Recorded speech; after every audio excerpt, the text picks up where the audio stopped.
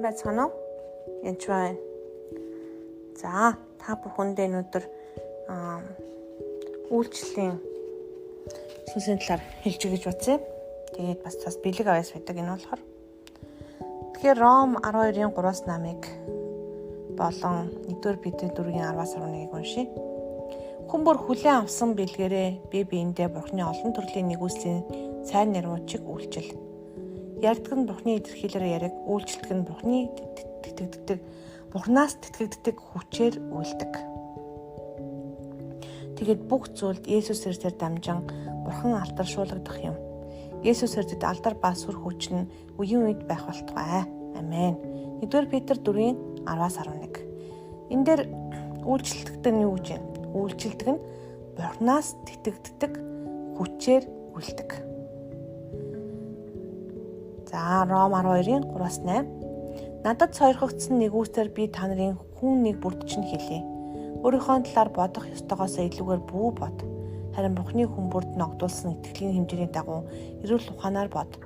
Нэг бид олон эргэтэн байдгийн адил мөн бүх эргэтэн ижил үйл ажиллагаагаа байдаггүй адил бид олуулаа хэрсэд нэг бие бөгөөд хүн бүр нэг нэгэндээ эргэтэн юм. Бидэнд өгөгдсөн нэгүсээр бэлгүүд маань ялгаатай иш зүйлг нь итгэлийнхаа хэрээр үйлчлэлээр сурагч нь сургаалаар ятгахч нь ятгалгаар өгч нь өгөөмөр өдөртөгч нь хичээнгүү зүтгээр өшөөч нь баяртайгаар үлдгэж байна. Энд байгаа үйлчлэл нь үйлчлэлээр гэж. Тэнийг баяртайгаар үлдэх ёстой.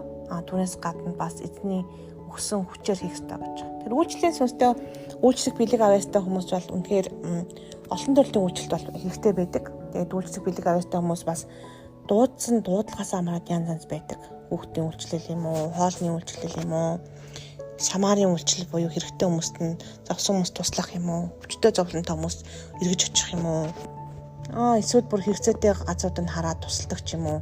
Янз байгаа. Тэр үйлчлэх бэлэг авьяастай хүмүүс өгдөг бэлэг авьяастай тун адилхан. Хэнд ямар хэрэгцээтэй үед нь яаж үйлчлэхээ мэддэг. Тухайн сүм чуулган болон үнэхээр үйлчлэлд бүр сайн мэдээнд явж байгаа хүмүүс ч гэсэн яаж үйлчлэх туслах вэ гэдгийг мэддэг хүмүүс байгаа. Тэгээ энэ бэлэг авьяастай хүмүүс бол үнэхээр хэрэгтэй. Тэгээ энэ дээр бас яг хэрэг та ийм бэлэг авьяастай болвол анхаарах зүйл нь бол юу вэ гэхээр бас авч сурах хэрэгтэй. Яагаад гэвэл үйлчлэгч бэлэг авьяастай хүмүүс болохоор хүнд үйлчиж туслахыг боддог. Гэтээ хин нэг нь тань туслая гэхээр үгүй гэдэг үгүйсгээд тэр тусыг авдаггүй байгаа. Тэр үйлчлэлийн бэлэг авьяастай хүмүүс бас баланстай байх ёстой. Нэгсэндээ зөвхөн хүнд үйлчлэгээс гадна бас хаяатай хүнээс тус авч хамтарч ажиллах явдал бол үнэхээр чухал. Тэгээд дан өгөөд ахаар хүнд өгж туслах бол маш сайхан л да. Нөгөө талдаа хүнээс авахаас хэцүү байдаг. Тийм учраас тэрийг мартаж болохгүй. Энэ бэлгийг би хатуу байдлаар сурсан байгаа. Яг энэ өгж авдаг хэсгийг. Тэгээд одоо гэдэг Монголд байхдаа ингээл өгөөл олон хүн туслаад ч юм уу баяртай нэр хүндтэй ч юм уу тийм байсан. Тэгж жаад яг Америкт ирээд оюутан 2 хүүхэдтэй 3 дахь хүүхэд өдөрхөжсэн жирэмсэн нөхөрд ажил олдохгүй миний оюутны тэтгэлэг гэж маш жоохон мөнгө тэгээд байрандаа өгөөл баг үлдсэн мөнгөөр нь үлгэн зөвлөө амьдрахаар тийм хэцүү байдалд орсон л тоо. Тэр үед хүмүүсээс тус авах хэрэгтэй маш хэцүү байсан.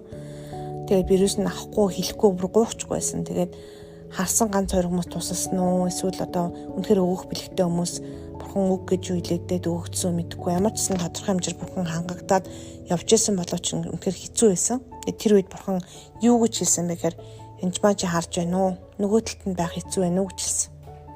Өгөх сайхан, үйлчлэх сайхан, туслах сайхан боловч яг авах ямар хэцүү байна гэж хэлсэн. Тэгэд хизээч ийм байснаа мартаж болохгүй шүү. Тийм учраас хүнд өгж, хүнд туслах үедээ нөгөө хүний нэр төрийг болон дигнитиг нэр төрийг гутаанд оромжлохгүйгээр зөөлөн уян нэгүслэр туслах ёстой. Тийм учраас чимээгүй туслах ёстой зарим үедээ ялангуяа тэр өнчин шоронд байгаа янз бүрийн улсуудад туслахдаа чимээгүй өгж, чимээгүй туслах ёстой шүү. Тэрвэн дэлхийгээр зарлаад ээж болохгүй шүү. Өөрөө ямар байсаа санаж мартаж болохгүй. Санаж байх ёстой. Тийм учраас маш чимээгүй аятайхан туслаараа. Туслаж байгаараа ийм байснаа эзэж мартаж болохгүй шүү гэж хэлсэн. Тэгээд энэ бол маш тийм том сургаал байсан. Тэгээд дараа нь буцаж Монголд очиод бас л ерөнхийдөө бол одоо миний ажил ч юм уу амьдрал харьцангуй бусад хүмүүсээс өндөр цалин Монголд би авдаг байсан. Тэгээд тэр үедээ нэг тэр баг цалинтай ч юм уу өсвөө амьдарч байгаа үнэхээр зовсон хүмүүст би ингээд нэгүслэр илүү хардаг болсон гэж хэлж болно.